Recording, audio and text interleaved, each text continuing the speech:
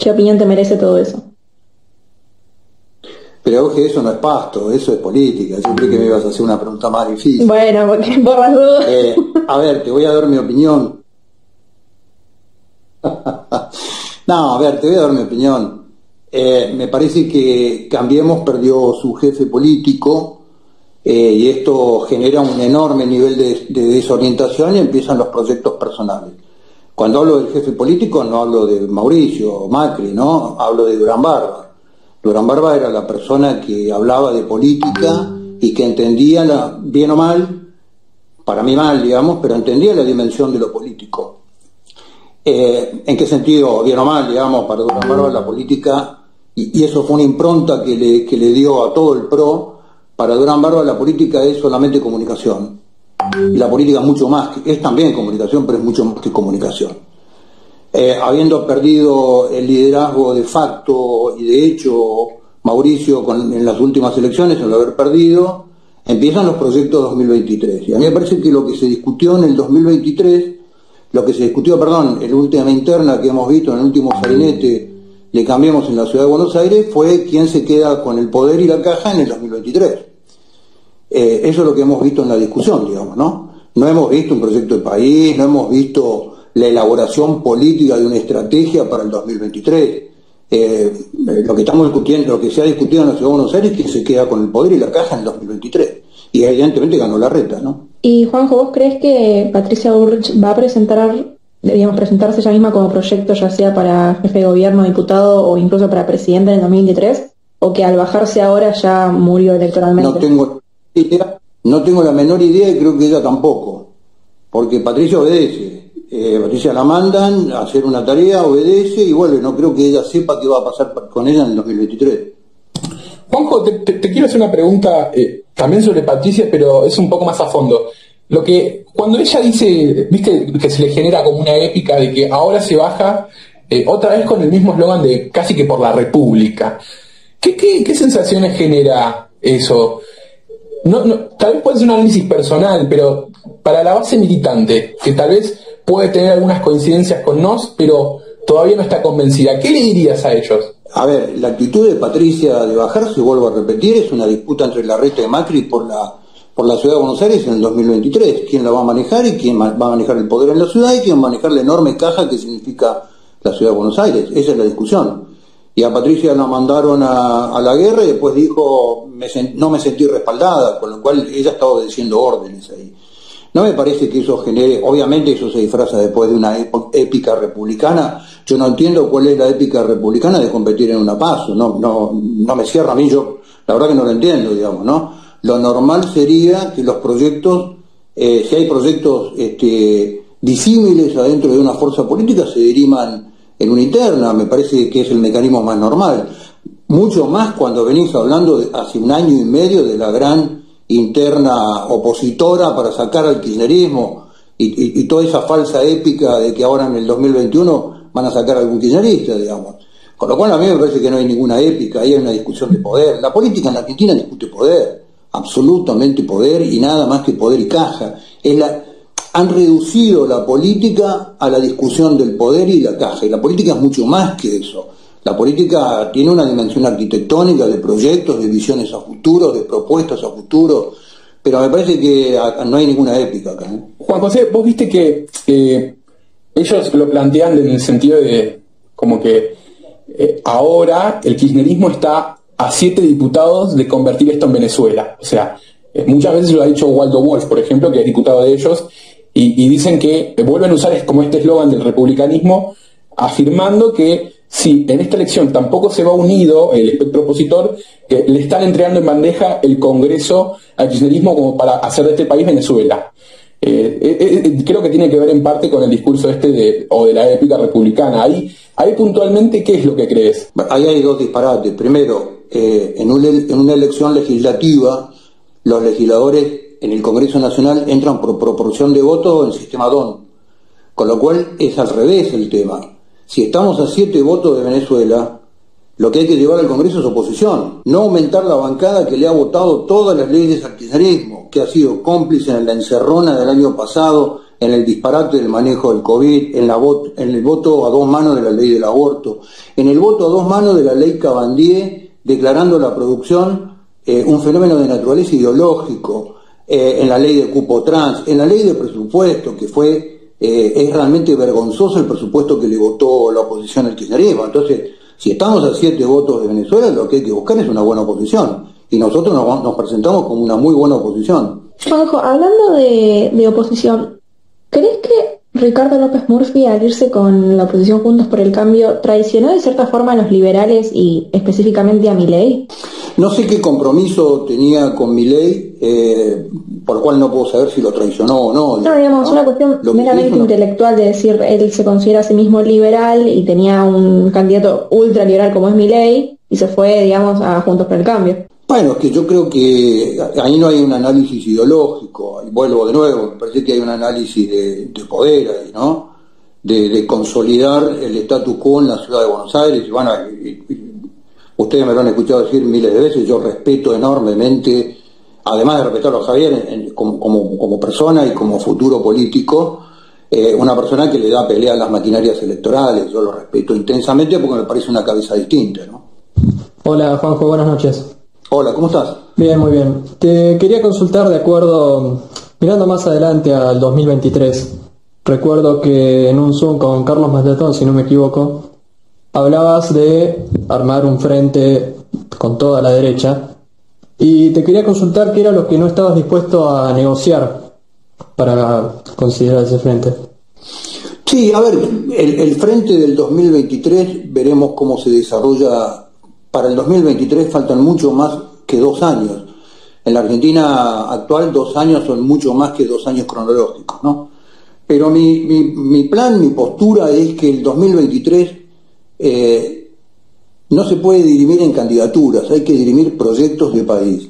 La Argentina hace mucho tiempo que tiene el plan equivocado con los peores dirigentes, lo cual es la tormenta perfecta. Entonces, nosotros ¿qué es lo que pretendemos? En un año no político como el 2022, porque no hay elecciones, a mitad de año presentar un proyecto de 15 puntos, que es nuestra visión hacia dónde debe caminar la Argentina en los próximos 30 años. Desde las relaciones exteriores, pasando por el diseño del Estado, educación, salud, defensa, seguridad, régimen electoral, en fin, 15 puntos que van a describir cuál es nuestra visión del país de acá a 30 años. Y con ese documento, todos aquellos que digan, mira, yo estoy de acuerdo con esto, bueno, armemos un frente y si hay que competir en candidaturas, se compite, digamos, ¿no? Pero hay que discutir proyectos, no hay que discutir más candidaturas y personas, porque es donde la política reduce la política llevando la discusión y pagando medios y pagando operadores y pagando publicidad en las redes, a discutir siempre personas, fulano o mengano. Lo que hay que discutir en la Argentina es qué país queremos para nuestros nietos. Y esa es la discusión que nosotros vamos a dar en el 2023. Y a partir de ahí ajustaremos todo lo que haya que ajustar y reuniremos todas aquellas personas que entienden que el país está destruido, que aman a su patria, que entienden el fenómeno de la república, que están dispuestos a respetar las leyes, y bueno, y a partir de eso veremos cómo se pueden configurar las alianzas. Pero yo insisto, 2023 hay que discutir proyectos del país en un país que tiene el plan equivocado con los peores dirigentes y no discutir personas. Juanjo, Alex, ¿vos tenés una repregunta para hacer? Sí. Yo quería, a mí me interesa saber, esto de la alianza también se traslada al presente, o sea, no es cosa del futuro. Imagino que para presentarse en la elección de ahora, bien se dijo que forman un acuerdo. ¿Fue difícil llegar a un acuerdo con otros sellos que tal vez no tienen tanta atracción, pero sí la plataforma jurídica como para presentar una lista? ¿También es complicado llegar a realizar ese tipo de acuerdos? ¿Cómo fue el trayecto en mitad de la pandemia y con todas las dificultades que conllevaba todo eso para llegar al día de hoy y decir, presentamos la lista, acá está, vamos y vamos con todo? ¿Cómo fue todo ese proceso? Es muy buena tu pregunta, porque las cosas no se pueden construir en el presente sin haber generado confianza en el pasado. Y una de las cosas que ha perdido la Argentina, que ha perdido la política, es la generación de confianza y credibilidad. Entonces, yo tengo un acuerdo con Juan del Oso, el presidente de Unión por Todos en la provincia de Buenos Aires, que a mí me demostró en el año 2019 que es un caballero de la política. Y teníamos un acuerdo de hacer lo que estamos haciendo hoy desde julio del 2019, donde comiendo una pizza hicimos el acuerdo y dijimos en 2021, hasta el 2021 vamos a trabajar juntos, en 2021 vamos a ir juntos, en nivel provincial y nivel distrital.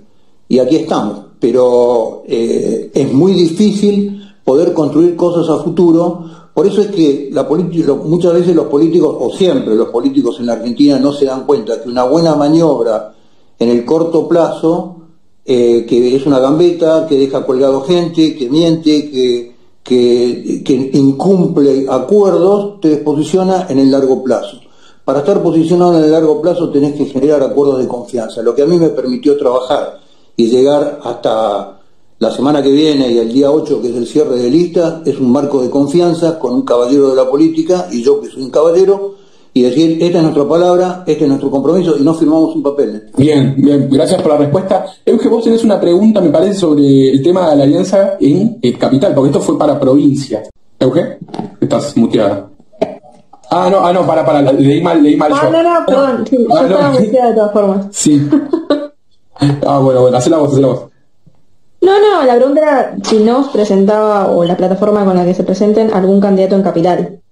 No llegamos al partido en Capital y tampoco llegamos con este acuerdo de confianza con ningún partido como para decir armamos una propuesta. Tampoco queríamos armar en Capital en nuestra primera elección una propuesta que no tuviera la calidad política de propuesta política que requeríamos, así que por ahora quedan 7 días todavía, que en política es un mundo, pero hasta ahora no vamos a presentar lista propia en Capital Federal. Juanjo, hay una realidad también que pienso yo que no parece que no es fácil presentar un sello en Capital por una cuestión de que la reta aglutina todo lo que puede y si no lo baja, pero no sé si es en este sentido que el Partido Demócrata Cristiano tampoco pudieron llegar a un acuerdo con ustedes. O sea, ¿tiene algo que ver todo esto? Porque recuerdo que en la elección pasada hubo algún tipo de apoyo o guiño a tu candidatura presidencial de parte de ese partido. De todas formas, no logró pasar la PASO, pero hubo una presentación inicial. Y no mal recuerdo. No. Con la Democracia Cristiana no hubo un apoyo a mi candidatura presidencial. Después gente de NOS en Buenos Aires logró que la Democracia Cristiana ponga el sello para armar una especie de lista provida, buscando un eje de unión en todos aquellos que habían estado y que seguían sosteniendo la postura de antiabortista, digamos, y se armó una lista, no pasó a las pasos. Pero después la Democracia Cristiana terminó apoyando la reta. Con lo cual, a mí ni se me ocurrió ir a tocar el timbre de la Democracia Cristiana, digamos, que creo que la política tiene que cambiar. Yo vengo a hacer política de otra forma, digamos, con lo cual ni se me hubiera ocurrido a tocar el timbre a la Democracia Cristiana. En este sentido, hay algo que me hace mucho ruido en la cabeza, es que cuando, por ejemplo, Esper dice, en la provincia de Buenos Aires, que es justo tu distrito, él dice que hay que hacer una gran coalición opositora seria a Kicillof. ¿Te llegó un tipo de ofrecimiento desde ese espacio como para armar algo en conjunto, incluso que eso pueda llevar a la unión con Juntos por el Cambio? Sabemos que eso no prosperó y no creo que prospere a nada el cierre de listas, mucho menos con la presión de la reta que está ejerciendo en todos los distritos, pero ¿hubo algún tipo de ofrecimiento en algún momento hacia ustedes? A ver, vamos a ir parte por parte. A mí, cuando vos te pasaste 2 años con una fuerte crítica, que yo también la tengo, por eso yo me fui de la gestión de Cambiemos, sobre Cambiemos, y después decir cambiamos la solución para armar una coalición opositora que lo saque a Kicillof. Primero, Kicillof no arma la lista en la provincia de Buenos Aires ni se presenta nada. La lista la llama Cristina. Segundo, me parece que no es el lugar para buscar una coalición. No, a mí nunca me llamaron, creo que no se les hubiera ocurrido llamarme, nunca jamás. Creo que fui muy claro en el 2019 y todo el que me conoce sabe que tengo una sola palabra y tengo un solo concepto sobre las cosas, digamos. Me parece que Desperta equivocado en ese enfoque. Juanjo, quisiera que me profundices más sobre esa crítica que mencionaste sobre Cambiemos y principalmente cómo fue que te acercaste en un principio y cómo valoras tu paso por ahí. Sobre Cambiemos, a ver, no, la primera vez que me afilié a un partido político fue a NOS. Yo no soy afiliado al PRO, nunca fui afiliado a ningún partido político. Y yo lo que me acerqué en la ciudad de Buenos Aires fue a alguien que yo le reconocía la importancia de haberse parado enfrente del gobierno de Cristina de la ciudad de Buenos Aires y prometió un proyecto de transformación, y yo le puse mi cabeza. Trabajé 3 años en la Fundación Pensar, además de mi rol de funcionario público, hice planes, trabajé con equipos, le puse el cuerpo, le puse mi agenda, le puse mi nombre, le puse mi prestigio. En un momento dado y yo en todo lo que venía trabajando, ese proyecto era un proyecto de normalización de ciertas cosas que en la Argentina están pata para arriba, digamos. Y cuando empezó la gestión del gobierno, lo que me di cuenta es que se habían acostumbrado al poder y que o no querían, o no podían, o no sabían hacerlo.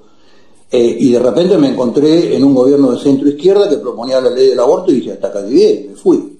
Y después que me fui no volví más. Pero ese fue, obviamente que yo aprendí muchísimo de la gestión pública en la ciudad de Buenos Aires y a nivel nacional, con un costo personal enorme también, digamos, ¿no? Porque cuando vos sos funcionario público en los lugares tan delicados como yo lo fui y estás afuera de la rosca política, las cosas no te son fáciles, digamos, ¿no?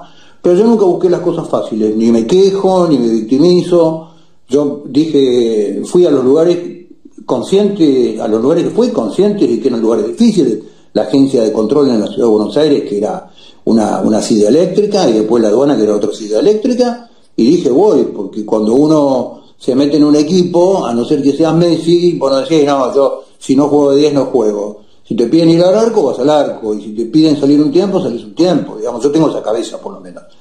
Y nada, yo aprendí muchísimo, traté de dar lo mejor que pude dar, de hacer todas las cosas para las cuales mi formación, mi experiencia, mis años, creía que lo podía hacer. Aprendí mucho, tuve muchos éxitos, tuve muchos problemas, pero para mí fue un saldo extremadamente positivo, el mío en lo personal. Obviamente llegó un momento dado en que cuando vos sos funcionario, sobre todo yo ya estaba en la vicepresidencia de Banco Nación, que es un puesto de muchísima responsabilidad, y en un año electoral o en víspera de un año electoral tenés que decidir si vas a acompañar al gobierno donde estás o no. Y yo decidí que no, vos no te puedes quedar en la silla, en la comodidad de la silla, diciendo, bueno, yo no soy tan responsable de esto, digamos, ¿no? Y yo elegí irme, salí de la vicepresidencia de Banco Nación, caí a la selva con un cuchillito chiquito como Rambo y empecé de nuevo, digamos, ¿no? Y acá estoy.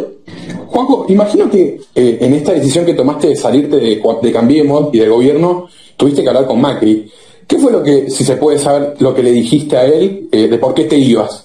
O si se te preguntó o similar. Sí, por supuesto, ¿cómo no me iba a despedir del presidente? Hacía 6 años que venía trabajando con él, como jefe de gobierno y después como presidente de la Nación.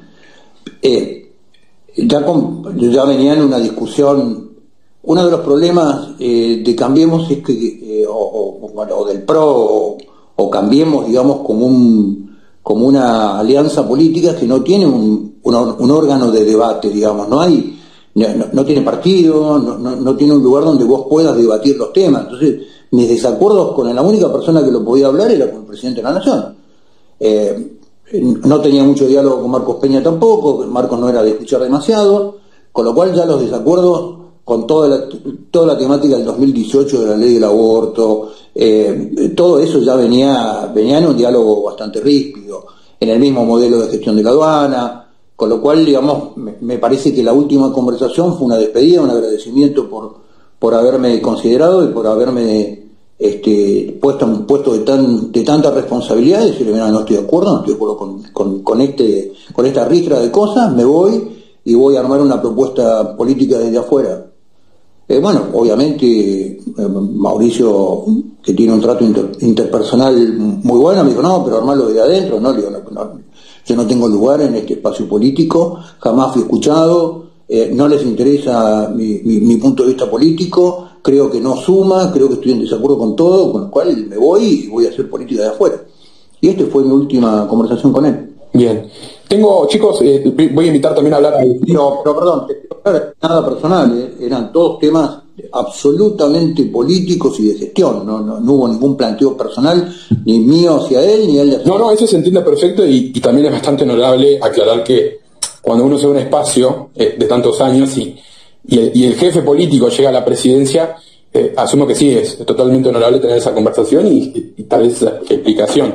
No, tampoco lo digo como una rendición de cuentas, pero me parece una actitud sumamente válida. Quiero invitar a hablar a tanto a Iván Ramos como a Agustín, que lo sumé recién, que no estaba pautado, pero me parece que puede dar un aporte interesante a la conversación que estamos teniendo esta noche. Hola, chicos. ¿Qué tal? ¿Cómo andás? Muy buenas noches. Le quería hacer una consulta a Centurión. ¿Qué tal, Juan José? ¿Cómo andás? Hola, ¿cómo estás? Centurión, te quería consultar cómo solucionamos el problema de la inflación. Sí, la inflación tiene varias patas. La inflación tiene una dimensión de naturaleza monetaria, que es un Estado con un enorme nivel de endeudamiento, un nivel de devaluación sistémica y una emisión monetaria escandalosa, digamos, ¿no? En aumento, en forma sistemática, dinero que después tiene que salir a tomar con una tasa altísima a través de la LEVAC para que ese dinero no se vaya al dólar. Es la tormenta perfecta, es un rulo que a lo único que tiende es a la inflación. Por un lado, desde el punto de vista monetario, y después tiene un apalancamiento en la economía real, digamos. Hay una expectativa de inflación que ningún gobierno puede ni siquiera sostener ni puede contener, porque jamás plantea un plan en contra de la inflación, digamos. No hay ninguna política antiinflacionaria, con lo cual la sociedad, toda la cadena de valor en cada uno de los lugares de la sociedad, lo único que genera es expectativa, naturalmente genera expectativa de inflación, ¿no? Un nivel de inestabilidad tremenda en los precios, con lo cual, desde el punto de vista de la economía real y desde el punto de vista del fenómeno financiero, todas las políticas de los últimos, diría, 3 gobiernos, la última parte de Cristina, el gobierno de Cambiemos y obviamente el gobierno de Alberto Fernández, son gobiernos que lo que van a generar es inflación, no tiene otra salida, matemático. Excelente, Juan José. Y de paso, bueno, te quería decir una cosa más. ¿No crees que también hay que eliminar el déficit fiscal bajando el gasto público para dejar de utilizar la emisión monetaria como un mecanismo de financiamiento del déficit justamente y dejar de aumentar la oferta monetaria? Sí, claro, bueno, el origen de la emisión tiene que ver no solamente en un déficit fiscal, porque también poniendo el déficit a cero, el Estado, el presupuesto nacional es un cachivache, se subejecuta del presupuesto con alrededor del 25% del presupuesto, porque hace un análisis de los últimos 10 años, y no estoy hablando de este gobierno, estoy hablando de todos los gobiernos. Cuando vos analizás el presupuesto nacional vas a ver un nivel de subejecución que no baja del 20%. ¿Por qué? Es como personas que teóricamente son inteligentes, a un organismo que hace 10 años que no ejecuta su presupuesto se lo vuelven a cargar, obviamente actualizando el monto inflacionario con la misma carga presupuestaria. Y eso tiene su explicación en los fondos que después vuelve a repartir la jefatura de gabinete, digamos. Entonces, los fondos no ejecutados van a la jefatura de gabinete y eso se distribuye en gasto político. Eso es absolutamente grasa sobrante del presupuesto nacional. Y si mirás el presupuesto de este año, 15,4% del presupuesto en políticas de género, esto ya es pornográfico, digamos. Pero es pornográfica la propuesta del oficialismo y es pornográfico que la oposición lo haya votado con la mano. Entonces, lo que digo es, no solamente el déficit es malo, el nivel de gasto descontrolado, mal administrado y mal ejecutado por parte del gobierno es escandaloso. Gracias, Juan José. Acabo de agregar también a Franco Piso para hablante, como hablante. Franco, ¿cómo estás? Darte la bienvenida primero y después si querés hacer una pregunta. ¿Qué tal, Ezequiel? ¿Cómo andas? Buenas noches. ¿Se me escucha bien ahí? Perfecto. ¿Qué tal? Bueno, buenas noches a todos. ¿Qué tal, Juan? ¿Cómo andas? ¿Vos sabés que... Hola, todo bien. Te quería hacer una pregunta. Hay algo que realmente se valora dentro del discurso que se plantea dentro de este espacio, que es el tema de la palabra, y quería saber cómo va a intentar ser el cambio, calculo yo que en campaña propiamente dicho, del hecho de las malas noticias, o sea, el tema de vamos a tener un futuro de acá a 30 años, porque ese discurso que muchas veces te lo escucho a vos, o también planteo un largoplacismo, el liberalismo en general, donde también se le escucha a Javier Milei hablar de un plazo de 30 años, pensar en una época, quién sabe, anterior, donde Luder contra Alfonsín, ahí la campaña de Luder fue siempre estamos hasta las manos y termina ganando por primera vez el radicalismo. Esta comunicación, digamos, de estamos hasta las manos, si en algún momento eso va a variar dentro de la campaña o si la idea es variarlo cuando la comunicación empiece a ser de gobierno. Muy buena tu pregunta, Ezequiel. No, fue Franco. Esa fue la pregunta de Franco. Perdón, Franco. No. Discúlpame. Me parece que hay dos cosas distintas. Como los argentinos hace décadas que no hablamos del largo plazo, hablar del largo plazo, mucha gente supone que es que los resultados solamente van a llegar al largo plazo. Hablar del largo plazo es una obligación, porque la Argentina tiene que hablarle al largo plazo a la generación de nuestros nietos, digamos.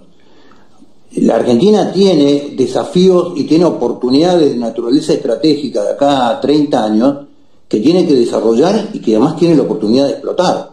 Con lo cual no quiere decir que en un proceso de transformación empecés a tener resultados a muy corto plazo. Por ejemplo, la situación de la Argentina es tan catastrófica en materia social, en materia económica, en materia financiera, en materia monetaria, que apenas vos generes un pequeño ciclo virtuoso de la economía real, hablo, ¿no? 3, 4 años, vas a tener resultados espléndidos. Entonces lo que digo es, los resultados no solamente van a venir dentro de 30 años, van a venir a corto plazo con un ciclo virtuoso. Ahora, a 30 años vos tenés que empezar a pensar un país porque tenés que empezar a invertir, a desarrollar, tenés que desarrollar el capital humano, tenés que hacer un montón de cosas, de las cosas que van a pasar dentro de 30 años.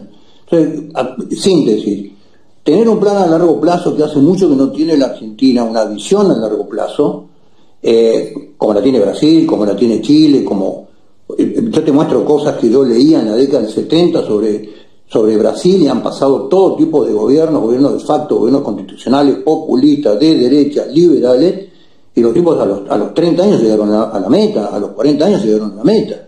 Entonces lo que digo es, el largo plazo no invalida que generar un modelo de transformación en la Argentina en corto plazo va a tener excelentes resultados y va a generar un estímulo de ver que los argentinos lo podemos hacer, digamos, ¿no? Entonces me parece que no está reñido el largo plazo con los muy buenos resultados que podés tener a corto plazo. Perfecto, Juan, te agradezco. Y hablando de corto plazo, te pregunto, hay algo un poco elemental. ¿Cómo tenés pensado vos y tu equipo en tratar de conseguir votos independientes, incluso también de liberales, de otros sectores de la derecha, que por ahí viste que te tienen muy marcado solamente con tu posición frente al aborto y quizás no leyeron o no se informaron acerca de tu plataforma? ¿Cómo tienen pensado poder tomar esos votos? A ver, en nuestro proyecto en NOS es Jóvenes NOS, no es Juan José. Nosotros sabemos que esto es largo, mucho más cuando no danzás alrededor de las billeteras de las maquinarias electorales, ¿no? Y no tenés, los medios no te llaman, no tenés espacio en los medios. Ustedes tienen que analizar el nivel de relación de los medios de comunicación masivos con la política. Es promiscuo en la Argentina, es más que promiscuo. Entonces, si no tenés billetera, poco acceso a los medios de comunicación, tenés el acceso a las redes, tenés los contactos personales, es un esfuerzo enorme. Pero mi proyecto, el proyecto de NOS, no es Juan José. El proyecto de NOS son los más de 2.500 jóvenes NOS, en prepararlos para que sean los que realmente estén en capacidad de disputar el poder y en capacidad de ejercerlo en forma inteligente para el desarrollo de la patria. Yo creo que esto es lerdo, sí, es muy lerdo. Yo hago un esfuerzo personal viajando, yendo, desde el mes de enero hasta la fecha llevo hecho 55.000 kilómetros, porque al no tener medios de comunicación masivos, tener muy poco acceso a ellos, tampoco tener una enorme cantidad de dinero para pauta en las redes, qué sé yo, te manejas por las redes, por el boca a boca y por el contacto personal, en ir y hablar con la gente. En época de pandemia te puedes reunir con menos gente y también es una dificultad, y lo que tenés que hacer es más esfuerzo personal. Pero así hay que llegarle a la gente. No tenemos otra forma. Sí, de hecho, acá desde Twitter hacemos también un trabajo importante, digamos, para difundir todas tus ideas en general. Y también te quería preguntar acerca de las listas, si ya tenías más o menos conformadas las listas, si podías contarnos algo de eso. No, Ya sabemos que sí, es a última hora, pero bueno, si tenías, por lo menos si ya tenías en mente quiénes iban a ir sin decirlo. No, sí. A ver, también hay una Argentina que está muy atemorizada y hay una Argentina que está muy confundida. Entonces hay sectores a los cuales yo le estoy pidiendo representación y le estoy pidiendo que por favor me pongan candidatos que representen al sector de las pymes, al sector industrial, al sector de producción agropecuaria, al sector ganadero. Y bueno, estamos esperando también algunas de esas propuestas para incluirlas en nuestras listas, digamos, ¿no? Juanjo, hablando de listas, te hago una consulta. ¿Por qué Cynthia Houghton no te acompaña este año? ¿Y por qué habría de acompañarme? No, Cynthia hizo su propio camino, cosa que a mí me parece muy bien. Estuvo con Cambiemos, no fue bien recibida, después salió y ahora después está con Romero Fénix, ahora no sé con quién está. Pero me parece que tiene su propio camino, porque en definitiva me parece que Cynthia tiene una visión política muy distinta a la mía o no compartimos algunas de las visiones de la política. Yo comparto la visión política a largo plazo. Yo creo que no hay que trabajar para uno, sino hay que trabajar para los que siguen. Y también tenemos otra edad, digamos, con lo cual yo lo que siento es que el esfuerzo que nosotros estamos haciendo es para construir una cosa que esté por arriba nuestro, no para ponerla abajo de uno, digamos, ¿no? Y por ahí tenemos algunas visiones distintas de esos, y está muy bien que después de la campaña dijimos, bueno, a ver, tenemos dos visiones distintas, y Cynthia arrancó con su camino personal, porque además ella está en Cancillería, tiene mucho contacto con todo el mundo de la política, digamos, viene trabajando en Cancillería hace mucho tiempo. Yo no soy demasiado adepto a la rosca política. Pero que tenemos personalidades distintas, tenemos visiones distintas, y me parece que son caminos, te marcan caminos distintos, ¿no? Igual, Juan José, me parece una cuestión obvia que, en definitiva, tanto Cynthia como tu espacio, tienen una base electoral bastante similar, o sea. ¿Se cortó o...? ¿Ahí se escucha? Sí, se escucha. Se escucha perfecto. No, se le cortó a Centurión. A ver, vamos a ver si puede retomar ahora. Pero más o menos para que la gente sepa, lo que yo estaba por decir es que, en definitiva, la base electoral de tanto de Cynthia como de Juan José es similar. Entonces, ahora cuando vuelva Juanjo, vamos a ver qué puede responder al respecto de... Claro, me pregunto porque compartieron proyecto en las últimas elecciones. Entonces, exactamente. Acompañamiento. Exactamente. ¿Ustedes cómo lo están viendo, chicos, a lo que está respondiendo? Yo creo que está bastante sólido. Me parece que está respondiendo, se la está bancando bastante bien con nosotros. Se bancó muy bien la pregunta de Agustín. Sí, eso estaba pensando. Y ahora justo quería preguntarle una picardía que se le cortó, pero quería preguntarle más a fondo sobre un par de conflictos que tuvo cuando fue funcionario y también sobre la estructura del partido. Calculo que podemos sacar un lindo jugo de eso, pero vamos a ver si puede retomar. Segundo, vos me estás escuchando, está en el público, ¿me podés ayudar a ver qué pasó ahí con la conexión de Juanjo? Vamos a ver, lo solucionamos. Y ya que salió el tema de Houghton, ¿qué onda con el tema que se juntó con Bannon, supuestamente? No vi nada. ¿Cómo es eso? Contanos. No, supuestamente Bannon, viste que él asesora candidatos alrededor del mundo. Bannon, yo entendí Bannon, dije, ¿qué tenía que ver una cosa con la otra? No, Bannon, sí. No, con Bannon. Me acuerdo, pero ¿no fue eso antes de la elección de 2019? Sí, creo que sí. Y si no fue ahí, fue un poquito después. Ramos, tengo la duda de si nos estás escuchando o no estás, porque lo tenemos a Ramos, pero no sabemos si está ahí o no está ahí. Si estás, danos señales de vida, loco. Sí, estoy... Los escucho, pero entre el celular y la conexión, no sé cuándo los escucho, cuándo no sé si se me está escuchando. Te estamos escuchando perfecto, loco. Vos sabés que, para la gente que no sepa, Ramos es argentino, pero vive en Perú, y el compañero resulta que se mudó, y no le quieren dar el internet todavía, es increíble. Nos está cortando todas las transmisiones de la derecha diario que tiene que conducir él porque el señor todavía no tiene internet. Para mí me suena chamullo igual. Me acuerdo que en Estados Unidos que no podían transmitir un programa sin que se le corte. No, sí, pero eso era cuando tenía servicio. Ahora estoy dependiendo del celular. Literalmente estoy con consumiendo datos a lo pavote. Tenías un servicio Sí, no, pésimo.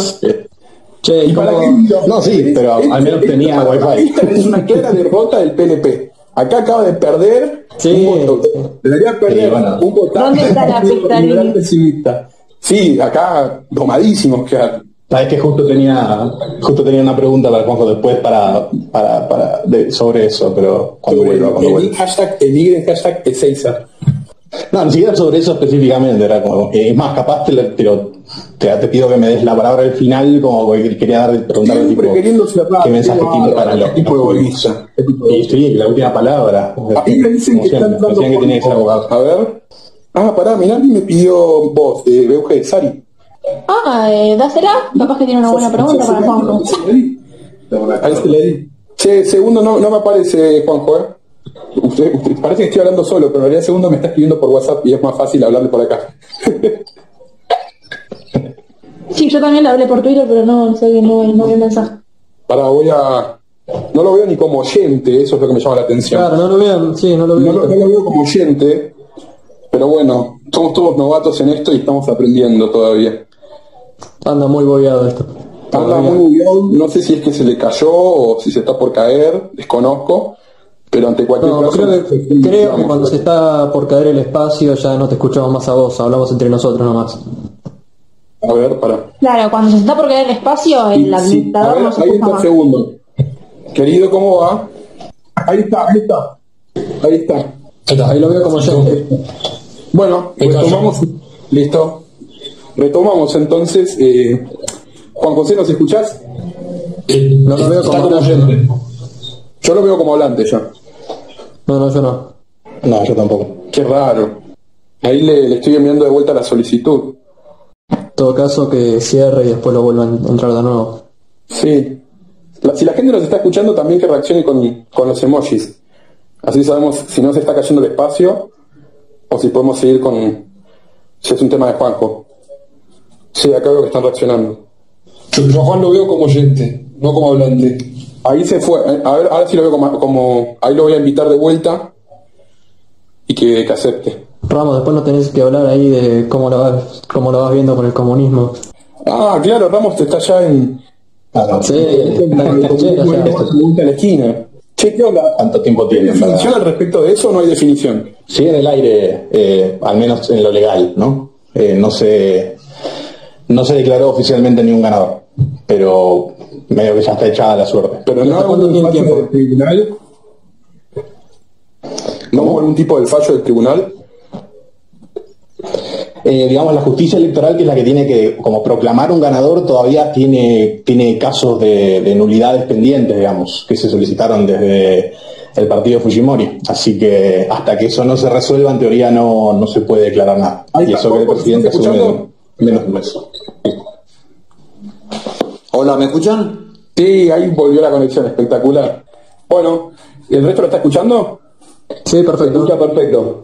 Listo. Perfecto, Juanjo, retomo lo que estábamos hablando. Estamos hablando de que no, este año no corrías junto con Houghton, pero mi pregunta de fondo es, ¿no crees que puede haber algún tipo representa algún tipo de fuga de votos para su espacio? Porque mal que mal, aunque ustedes tengan posturas ideológicas tal vez un poco dispares a la hora de hacer política, creo que la base electoral se comparte en cierto punto. ¿O ustedes no creen lo mismo? No sé si va a ser candidata, Cintia. No sé con qué partido va a ser, no tengo la menor idea.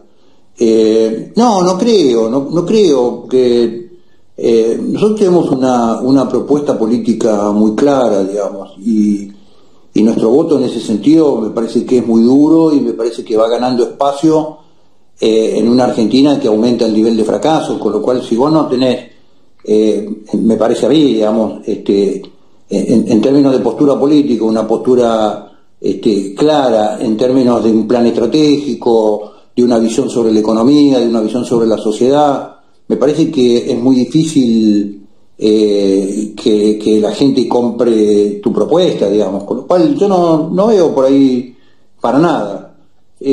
Mirá, yo soy bastante distinto al resto, yo no vengo del sistema político. Yo no vengo a especular, no vengo a decir, bueno, a ver si me corro un poquito para acá puedo llegar a convencer a fulano, si me corro un poquito más a la izquierda puedo convencer a Mengano. Nosotros tenemos una propuesta que creemos que la prueba la tuvimos en el 2019, que con muy poco tiempo, en 4 meses, sin un centavo, recorriendo en micro la República Argentina, vos cuando a la gente le hablas de la patria, le hablas del trabajo, le hablas de la producción, la gente entiende claramente de qué estás hablando. Cuando hablas de los valores de Argentina, la gente entiende qué es lo que estás hablando.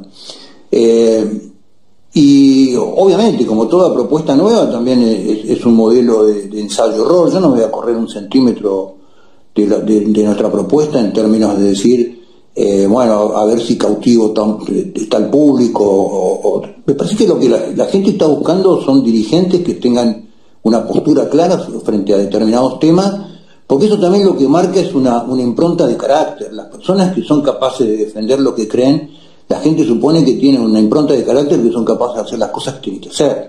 Entonces, me parece a mí que la Argentina está harto de votar cirujanos que el día de la operación dicen, no, mire, yo soy un buen cirujano, pero a mí me impresiona la sangre.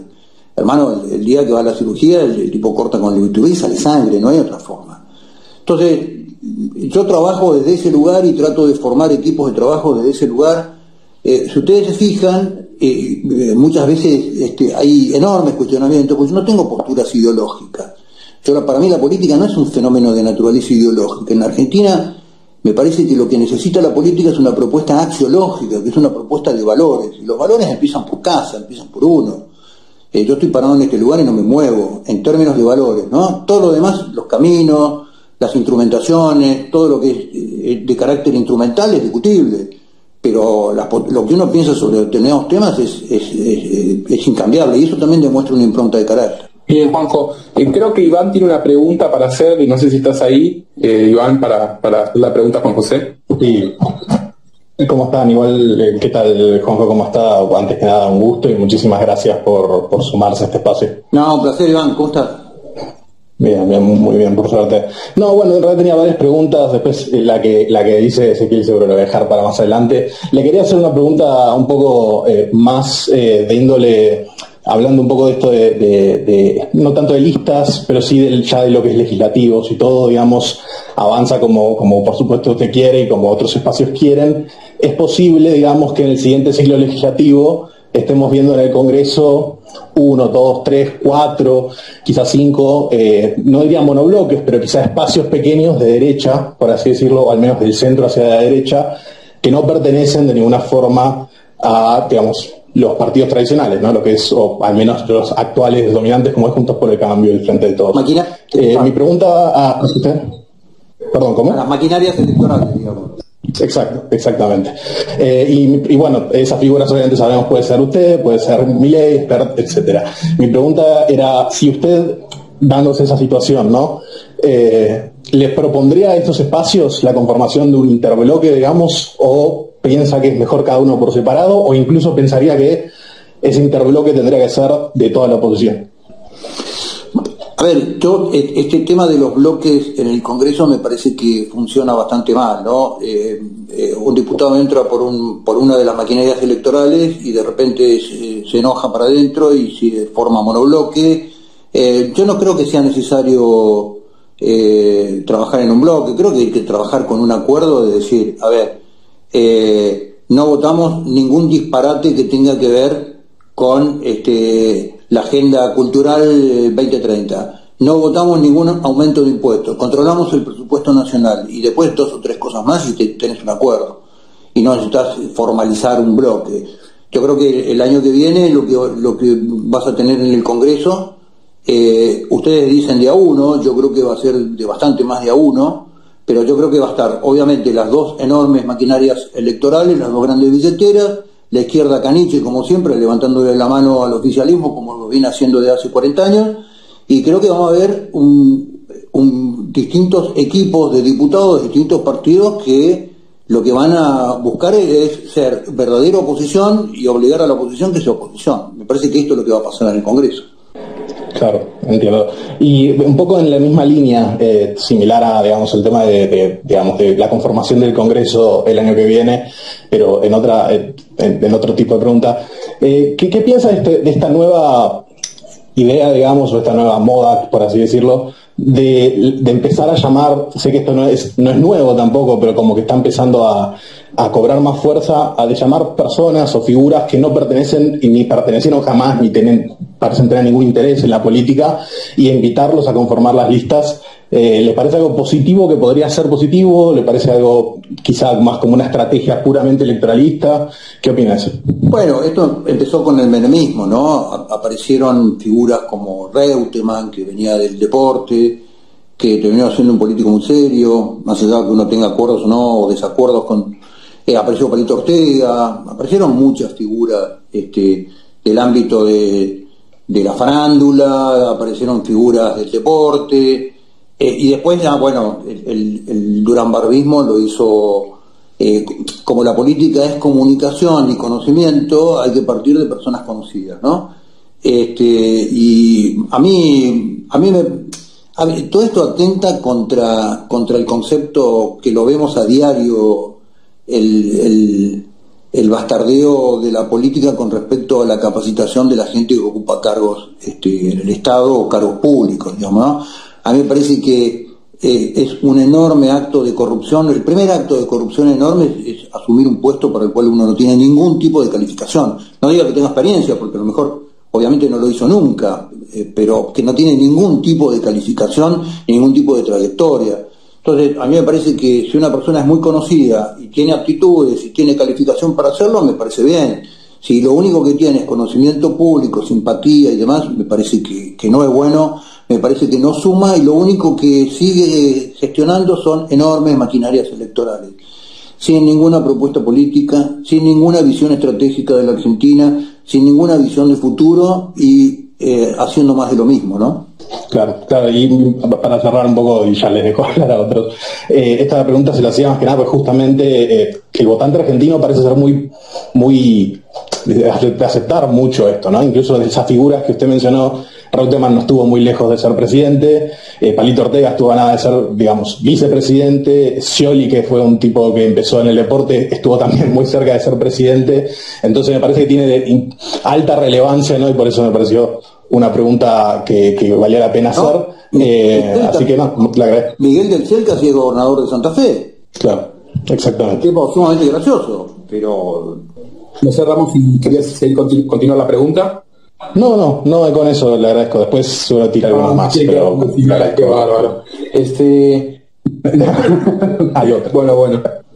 Ahí, ¿cómo es? Yo tengo una pregunta. Me quedó algo dando vueltas en la cabeza que dijo Juan José hace un rato de ir, cuando fue funcionario del gobierno de la ciudad, no fue a puestos fáciles. Él nombró que estuvo en la agencia de control, si no recuerdo mal, y en la aduana. En las dos, me parece que yo recuerde, estuviste involucrado así como en problemas mediáticos, que después no terminaron en nada. Pero supongo que es a lo que te referías cuando fuiste, de alguna manera, fuiste funcionario de lugares difíciles. No sé si es la palabra correcta, pero es lo más fácil que se me viene a la cabeza ahora. Por ejemplo, en la aduana, si no me acuerdo mal, te hicieron una cama con un tema de unas escuchas y unas coimas, y creo que cuando estuviste en la agencia de control gubernamental de la Ciudad de Buenos Aires, fue en tu época lo que ocurrió lo de Iron Mountain, cuando hubo el incendio en el depósito ese que tenía papeles muy turbios, tanto, no sé si del gobierno de la ciudad, y lo que se dice es de bancos chinos y del gobierno de Cristina Kirchner en ese momento. O sea, fueron dos escándalos que tuvieron cierta relevancia, y justo vos estabas ahí en el medio y por eso pienso en esos lugares difíciles a donde te mandaron. ¿Qué tenés para decir al respecto? Bueno, vamos por parte. Gobierno de la ciudad con Iron Mountain. Cuando ocurrió el incendio de Iron Mountain, yo hacía un poquito más de un año que estaba en la agencia de control. El depósito de Iron Mountain había sido habilitado en tiempo récord en los últimos 15 días del gobierno de Tellerman por un organismo nuevo que era esta agencia de control, que se había formado después de la masacre de Cromañón, ¿no? Entonces obviamente es relevado, es depuesto el jefe de la ciudad, asume el vicejefe, es un gran modelo de transformación. Y te cuento como dato, el que estaba a cargo del organismo de habilitación de la agencia de control el doctor Lozada, había sido puesto hace un poquito menos de un año. ¿Sabes cuál había sido su puesto anterior? No, Gerente ¿cuál? general de Iron Mountain. Ah, tranquilo. Esta experiencia que te estoy tirando, ¿no? Sí, eso no lo tenía, Bueno. no lo sabía. Bien, cuando yo recibo la agencia, yo me manejo con la ley de criticidad de la provincia de Buenos Aires, que de alguna manera es un análisis de criticidad de la actividad comercial en la ciudad de Buenos Aires, y de acuerdo a eso pongo centro de gravedad con los recursos en los lugares de más alto nivel de criticidad. La ley de criticidad más o menos te dice, es crítico si opera de noche, si se vende alcohol, si hay menores, si hay niños, si hay ancianos, si hay un tema de salud o si hay elementos combustibles. Este es más o menos el criterio de criticidad razonable de cualquier modelo urbano, tampoco es ninguna ciencia infusa. Y el depósito de Iron Mountain cuando yo recién estaba habilitado, era una nave industrial en un sector industrial como es Barracas, que es un depósito de papel. Con el sistema de seguridad y el sistema de alarma y los sprinklers correspondientes, que tampoco formaban parte de mi modelo de inspección porque los inspeccionaba los mismos bomberos. Con lo cual, para mí nunca fue un lugar crítico y durante ese año no tuvo inspección. Cuando ocurre el incendio de Iron Mountain, cuando llegan los bomberos al incendio de Iron Mountain, eso está en todos los canales de televisión, ya habían sido evacuados todos los empleados de Iron Mountain. Un sistema contra incendio tiene dos partes. Primero la alarma para que todo el mundo evacúe y después un sistema de sprinklers, o sea, de aspersión de agua para bajar los niveles de temperatura y permitir que el incendio no se propague, digamos. Ya no había ningún empleado adentro cuando llegan los bomberos, con dos ministros en la puerta en ese momento, Sergio Berni, que era secretario de Seguridad, y el ministro Montenegro, que era el ministro de Seguridad de la Ciudad de Buenos Aires. En algún momento dado, alguien toma la decisión que los bomberos entren a un depósito de papel que se estaba quemando. En general, Iron Mountain había tenido en el mundo, antes de este evento en Buenos Aires, 5 eventos de depósitos de papel en incendio. En un depósito de papel, si no hay nadie adentro, no hay para qué entrar. Lo que hay que hacer es contener el incendio. El papel, la combustión del papel tiene una alta temperatura en un corto ciclo de tiempo, hay que esperar que no se propague y después terminar de apagarlo, punto. Alguien tomó la decisión que entren los bomberos y cuando están por entrar, se derrumba una pared, mueren los bomberos y mueren 3 integrantes de Defensa Civil de la Ciudad de Buenos Aires. La pregunta era ¿para qué estaban? ¿Para qué iban a ingresar con los bomberos? No tenían el equipamiento ni la capacitación y no había a nadie que evacuara adentro, ¿no? Entonces, cuando, obviamente, al otro día de esto, todo el mundo busca un culpable y busca el culpable en la agencia de control. Pero en la causa, primero, a mí el juez de la causa, la jueza de la causa, nunca me llamó a declarar porque no tenía ningún tipo de responsabilidad. Los controles estaban hechos. Y el fenómeno de Iron Mountain es un estrago producido en la intervención del Estado frente a un incendio, digamos. No sé si soy claro con lo que estoy explicando. Sí, clarísimo. Alguien del gobierno de la ciudad, en materia de comunicación, muy pícaro, trató de encontrarle la responsabilidad a la agencia y diluir la responsabilidad de aquellos que habían tomado la decisión o habían aceptado la decisión de que los bomberos entren a un depósito de papel que se está incendiando. Los depósitos de papel lo que tienen que pasar es que se incendian. Obviamente si no hay nadie adentro, si hay alguien adentro hay que entrar a sacarlos, pero no era este el caso. Con lo cual yo nunca declaré, jamás el juez, la jueza de la causa me llamó, yo obviamente mandé el expediente, una vez que reconstruí el expediente, mandé el expediente en la causa y nunca me llamaron a declarar, porque no tengo ninguna responsabilidad sobre el tema. Obviamente después cuando fue la campaña presidencial aparecieron imputaciones con ese tema, pero pueden mirar la causa. No solamente que ni siquiera fui llamado como testigo de la causa. Así que eso es más o menos en pantallazos muy generales el tema de Iron Mountain, que a diferencia de Cromañón, donde por falta de control empresarios avaros y que manejaban el negocio con la corrupción del gobierno de la ciudad, habían matado 194 chicos, lo que mueren acá son 10 funcionarios públicos por la decisión de alguien que les ordenó, que todavía no aparece en la causa quién es el que le ordenó, entrar al incendio de un depósito de papel en forma absolutamente innecesaria. Así que, caracterizado más o menos el tema de Iron Mountain. Aduana. Yo en la aduana recibo una denuncia de la entonces ministra de Seguridad, de Patricia Bullrich, sobre presunta asociación ilícita basada en unos audios que cuando el juez va a arrancar con la causa, el juez dijo, pide a Gendarmería y a Policía Federal el análisis de los audios y demuestran que eran copy-paste de escuchas telefónicas, inclusive de escuchas de WhatsApp mío a otras personas. Inclusive yo identifico quién le había mandado determinados WhatsApp. Aparecen en mi teléfono además. Así que la causa no dio lugar. Lo extraño de esta denuncia fue que la ministra de Seguridad, tal cual como queda demostrada en la causa, el Ministerio de Seguridad recibió un viernes a las 12 menos cuarto de la mañana, teóricamente por la web, esta denuncia anónima, 12 menos cuarto y 12:30 estaba para sorteo en la justicia federal y salió sorteado el juez Lijo.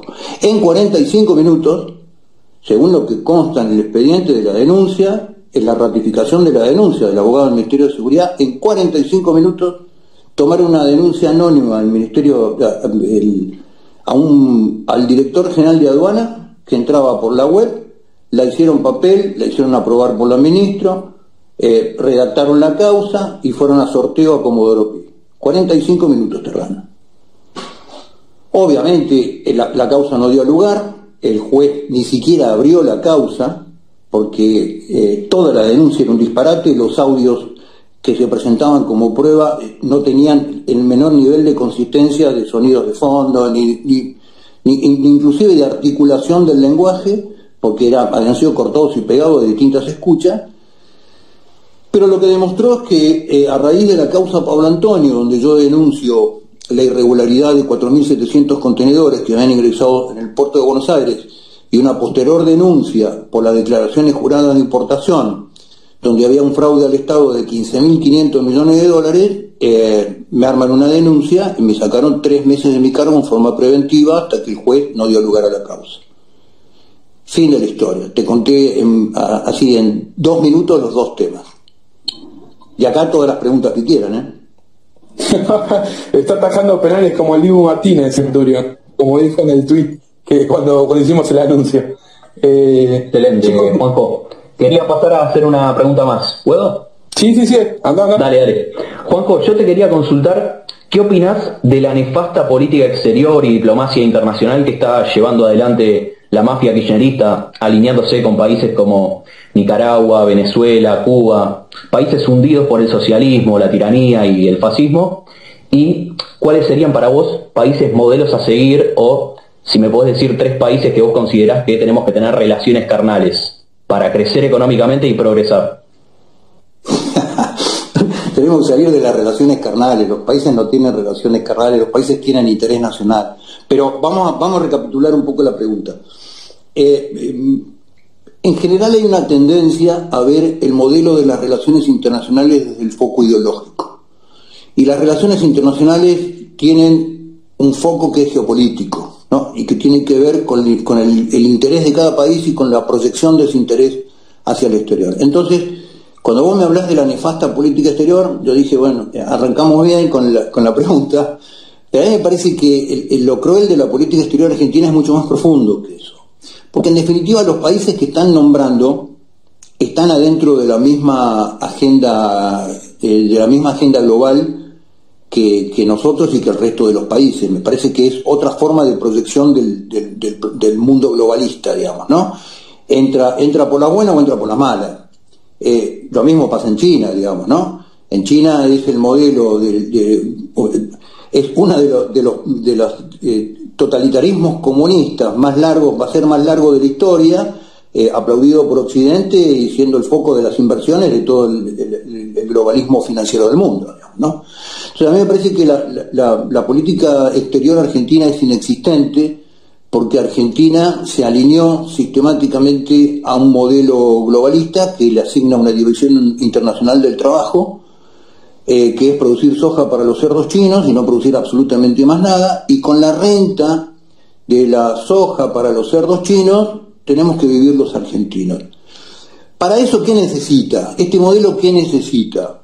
Primero, que no nos reproduzcamos más, que no tengamos más hijos. De ahí viene toda la ley del aborto, el misoprostol como caramelo, todo lo que hemos visto, pero que es un continuo de el gobierno de Cristina, el gobierno de Macri y el gobierno de Alberto. La Agenda 2030 es un continuo. En la Agenda 2030, en el G20 nos metió Cristina, en un proceso de amor misterioso con Soros, ¿no? ¿Se acuerdan del viejo tema de Cristina con Soros, no?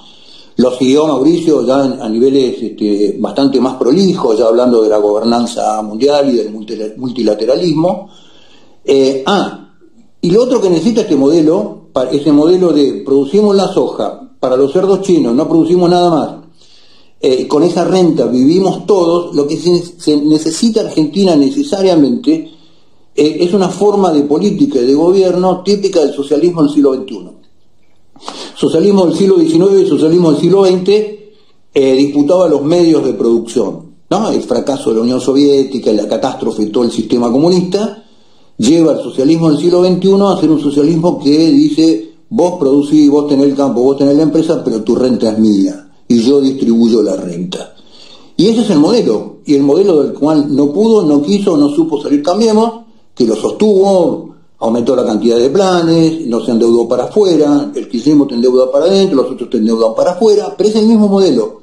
Si Argentina no se da cuenta, y a esto voy ya al tema de política exterior, si Argentina no se da cuenta, los argentinos no nos damos cuenta que el único país que está disputando la guerra comercial con China son los Estados Unidos, en esta confrontación nosotros tenemos una ventana de 8 o 10 años de oportunidad de generar relaciones bilaterales en el mundo exitosas y que nos permitan hacer un intercambio de la gran capacidad productiva de materias primas hoy que tiene Argentina por intercambio de tecnología, intercambio de desarrollo naval.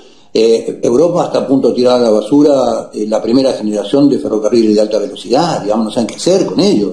O sea, Uruguay lo acaba de demostrar. Uruguay dijo, muchachos, Uruguay es un país que exporta hasta corderos. Nosotros nos cuesta exportar hasta vacas. Los uruguayos están exportando corderos. ¿Qué acaba de ser Pau decir, muchachos, yo me voy a hacer relaciones bilaterales, dejemos con este show del Mercosur, digamos? Obviamente que tenía que encontrar un culpable, que es el nabo de Alberto, digamos, pero el mundo de hoy genera, el mundo multipolar con la guerra de los dos grandes, genera una enorme oportunidad para países como la Argentina. No sé si te hice un enfoque de política internacional o me fui a los caños. No, estamos bien, Juanjo. Juanjo, tengo una consulta. Hablando de política internacional, ¿qué opinas de la lista negra hecha, mejor dicho, financiada por Planned Parenthood? Bueno, eso forma parte... Perdón, dicho sea de paso, esa lista negra le da nombre a este space, que es Reacción Conservadora, que la verdad que está muy bueno. Te quedó perfecto. Y había que usarlo. De hecho, el diario fue incluido en la lista negra, de lo cual en parte estamos orgullosos porque nos creen como una potencial amenaza a los progresos, así que buenísimo. Bueno, pero eso también te da la pauta ni que los Parenthood son perfectos, ni que Soros sabe todo. Tienen mamarrachos como esto, digamos, este es un mamarracho. Yo conozco un montón de amigos que se han sentido profundamente ofendidos por no haber sido incluidos en la lista negra, digamos. Esto es un mamarracho, esto es un sainete. Pero también lo que marca, como decía Euge, es que hay una identificación, no saben para qué, de todas aquellas personas que obviamente discuten y contraponen y proponen proyectos en contra de la Agenda 2030, digamos, ¿no? Y que además lo que te demuestra es que el sistema político en forma unívoca está alineado, financiado, subvencionado con campañas pagas por los lobbies y por todos aquellos lobbies que responden a esta agenda, ¿no? Me parece que quedó muy claro. Hay ausencias en esa lista de personajes que se dicen de la derecha, como Pichetto, como Patricia Bullrich, que son significativos, ¿no? No lo habían observado eso. No, sí, lo que igual también llama la atención es que en esa lista hubo también una mezcla de gente que tampoco tiene mucha mucho apego a una ideología conservadora.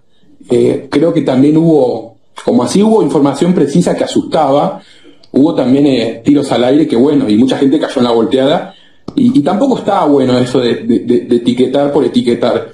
Creo que las personas que lo hicieron también forman parte de un grupo de resentidos que a veces ni entre ellos se bancan. Cuando cuento una anécdota personal rápido, hablando con mi prima, que es militante del kirchnerismo y también es progresista y pro aborto, cuando le cuento el caso de la lista, según ella tiene la visión de que, aunque suena contradictorio, no tiene que haber así como intereses foráneos metidos en su causa de por medio. O sea, yo creo que tienen hasta eso de loco, como de que ni ellos se ponen de acuerdo, y es una actitud de resentidos, básicamente, porque ellos aclaran que el debate de investigación surge a raíz de aquellos grupos opositores a la ley del aborto en 2018. Por eso parecemos muchos de nosotros que nos catalogamos como celestes, como providas. O sea, digo, qué loco que mucha gente use eso también como cita de autoridad, y que después lo tome como algo válido, y los malos de la película seamos nosotros. ¿Cómo ves ese?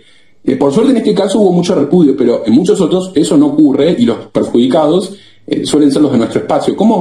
¿Qué análisis puedes hacer al respecto de cómo se instala este discurso de que hay gente mala, o sea, como si fuéramos malos nosotros por pensar que algo tan básico como la vida es esencial? Bueno, toda la adjetivación de antiderechos, cuando vos lo que estás defendiendo es un derecho del más indefenso, digamos, es un absurdo. Pero todo esto forma parte del mundo de la política líquida, de la instalación del modelo de la posverdad. Cuando a vos te dicen antiderecho y lo que estás defendiendo es un derecho de los derechos más dignos, porque es un derecho del que no se puede defender, y te dicen antiderecho, es un absurdo total, digamos. Cuando vos te dicen negacionista, cuando sos afirmacionista, yo digo, los desaparecidos fueron 6.700, y te dicen negacionista, pero ¿por qué negacionista? Estoy diciendo que estoy hablando de una cifra, digamos, no es que estoy negando nada. ¿Entendés? Es el modelo de la posverdad, es el modelo de la posverdad de las redes, es el modelo de la posverdad de los medios de comunicación, de los que financian los medios de comunicación. Yo vuelvo con el tema de los medios, chicos, es un tema que hay que observarlo porque pasa desapercibido. Argentina es uno de los pocos países del mundo que tiene 8 programas de noticias 24 horas. ¿Quién no banca eso? Sin publicidad, en un país donde la industria, el comercio ya no publicita por televisión porque no tiene guita. Es toda pauta del Estado, y es toda guita que ha nacido, la mitad de los canales de televisión de 24 horas han nacido de plata de la política. Entonces es una caja de reverberancia, es una caja cerrada que nosotros tenemos que analizar eso. No lo estamos viendo porque el modelo es promiscuo y está tan podrido que ya está desintegrado, digamos.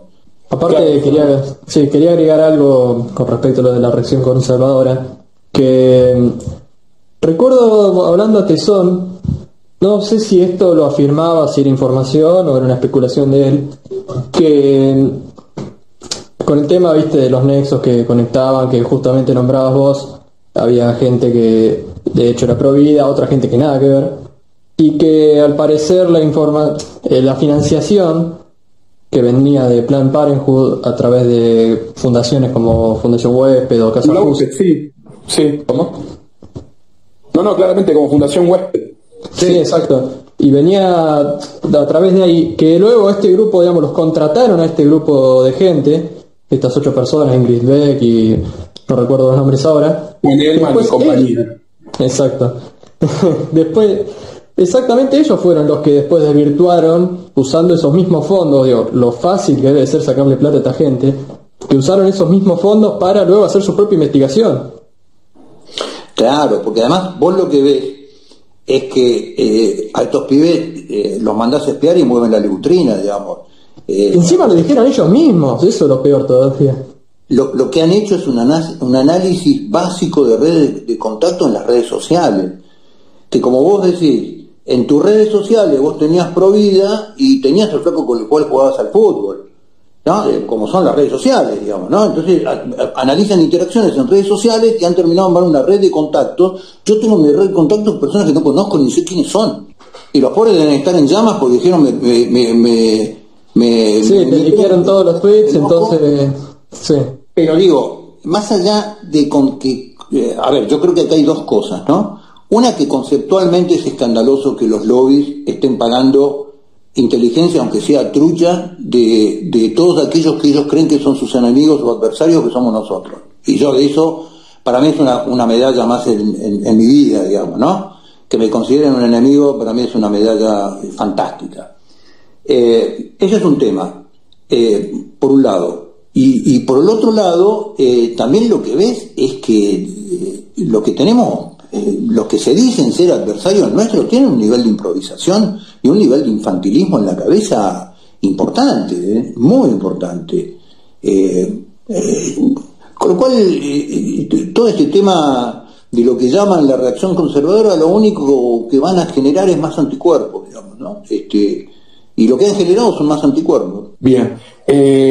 Ramos, ¿querés ir haciendo la pregunta esa de cierre? Porque entiendo que Juanjo tiene que partir temprano mañana y no queremos sacarle mucho más tiempo, así que vamos haciendo esa y después vamos cerrando. Dale, perfecto, te agradezco. Bueno, Juanjo, mi pregunta iba por este lado. Yo soy argentino, pero estoy actualmente en Perú. Emigré hace 2 años, a buscar oportunidades, ¿no? A buscar un piso firme y de acá empezar a proyectar. Y mi pregunta que le quería hacer era un poco qué tiene qué es lo que le diría a la juventud que está emigrando, ¿no? Que está buscando, que piensa que la solución es Ezeiza, que tengo que admitir, me conformo a ese grupo porque incluso me fui. ¿Y qué es lo que tendría para decirles? ¿Usted les diría vengan o qué mensaje tiene para este tipo de generación? Sí, yo siempre a los jóvenes lo que les digo es que el mundo en general, excepto países hermanos como Perú, yo quiero mucho Perú, he ido muchas veces a Perú, excepto como Perú, el mundo no recibe de la misma forma a los inmigrantes como lo recibió Argentina entre finales del siglo XIX y mediados del siglo XX, digamos, ¿no? Y como lo sigue recibiendo. El mundo es bastante, sobre todo un mundo que cada vez se va haciendo más cerrado, porque la inmigración empieza a ser un problema vinculado al trabajo y a la estabilidad de mucha gente en muchos países del mundo, que no es fácil. Y segundo, yo lo que les digo ya en víspera del 9 de julio es que los jóvenes tienen que entender que esta es su patria y tienen que amar a su patria, porque la patria es como la madre, la patria tiene que ver con las raíces, donde uno nació. Una planta despegada con las raíces difícilmente llega a dar frutos y frutos buenos. Son muy pocas las plantas que se les manotea, se les toquetea la raíz, que llegan a dar buenos frutos. Y a la patria se la ama como se la ama a la madre, porque es de uno, no porque sea linda, no porque sea próspera, no porque haga buenas comidas, no porque sea buena, sino se la ama porque es su propia madre y porque es de él. Entonces, yo lo que les digo siempre a los jóvenes, empiecen a pensar qué tienen para darle a esta patria que les ha dado tanto, ¿no? Que les ha dado una historia, de tanta sangre derramada en la construcción de esta patria, que le ha dado tanto amor, que ha dado a muchos de sus padres tantas oportunidades. Bueno, ahora es la hora donde nuestra patria nos necesita. Así que ese es un poco el mensaje que yo tengo para los jóvenes, ¿no? Y que hay que tener ánimo, y que hay que tener ánimo de dar pelea por las cosas que uno ama. Si uno no es capaz de dar pelea por las cosas que uno ama, es que no las amaba tanto. Y el amor se enseña.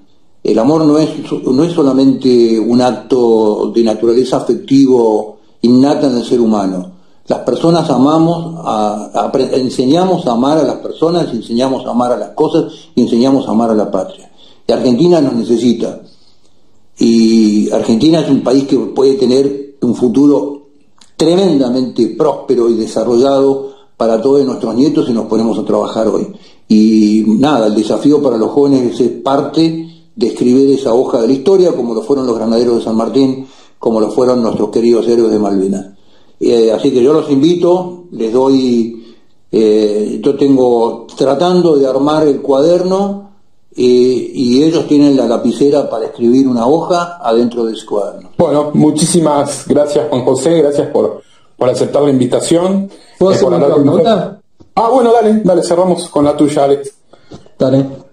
Juanjo, te quería preguntar acerca de la objeción de conciencia. Seguro viste lo que pasó en España, que la quieren remover por completo, y quisiera saber cuál suponés vos que sería la reacción en Argentina. Claro, bueno, Y hacer lo mismo, ¿no? el modelo del discurso único funciona sin objeción de conciencia, porque es un modelo que es absolutamente totalitario, que es un modelo que va, el modelo donde no hay una realidad y una verdad objetiva, sino que hay subjetividades captadas por el Estado y ordenadas del Estado a las cuales no se puede discutir. Entonces, acá ya en Argentina, si vos lees la ley del aborto, es un castigo sistemático a la objeción de conciencia, ¿no? Por más que de alguna manera lo declara, pero te pone tantos trámites para la objeción de conciencia que es fenomenal, digamos, ¿no? Y yo creo que esto va a venir en la Argentina, y lo que yo espero, como ha pasado hasta ahora, que la sociedad genere un enorme nivel de reacción frente a cualquier fenómeno que sea objetar la conciencia de una persona para cumplir una ley que es inmoral, que además es ilegal, ¿no? Como es la eutanasia, o como es el asesinato, como es el aborto. Así que yo creo que esto va a llegar. A ver, yo lo dije en las últimas marchas del aborto, no creo si era el 28 o 29 de diciembre del año pasado, dije, si todo lo que estamos acá, en esta plaza, estamos en la Plaza del Congreso, no entendemos que la pelea en la Argentina es política, en el año 2022, después de las elecciones, vamos a estar discutiendo acá, hablando de la eutanasia. Hoy hablamos del aborto, vamos a hablar de la eutanasia. Porque ese es el modelo, esto está impuesto. Esto no es una genialidad. Cabandier saca la ley declarando la producción un fenómeno ideológico, y castigando cada vez más la producción en forma espontánea. Y ni la ley del aborto del Ginés González García, ni la ley vergonzosa y escandalosa que votó la oposición junto con el oficialismo sobre el cupo trans. Estas son imposiciones, y los tipos son empleados, y van a seguir cumpliendo su laburo porque si no los echan. Muchas gracias, Juan. Muchas gracias, Juan José. Gracias a todos los que nos estuvieron escuchando. Gracias a los panelistas del día de hoy. Lamento que no hayan podido venir todos ni conectarse todos los que habíamos invitado, pero fue un gran primer estreno, y agradecemos mucho a Juanjo por aceptar la invitación de venir a nuestro primer space. Les recuerdo a todos. Un placer, la verdad que les agradezco un montón. Me encantó la charla abierta. Me parece fantástico la espontaneidad de ustedes. Y yo les agradezco tremendamente, y espero que no sea el último, ¿no? No, justamente te iba a decir, te estaba comprometiendo para el que venga, no dentro de mucho, así que muchas gracias por venir, y reitero las gracias a todos los que nos estuvieron escuchando, y recordarles además que esto va a estar subido tanto a YouTube como al Spotify, que vamos a estar por abrir la semana que viene, así todos pueden revivir los mejores momentos de esta charla. Les recuerdo a todos que nos sigan, y si tienen algún tipo de duda, nos la dejan en los comentarios o por mensaje directo. Muchas gracias a todos. Que tengan una buena noche. Y un gran Día de la Independencia. Hasta luego. Gran abrazo, gente. Abrazo, chicos. Muchas gracias, chao.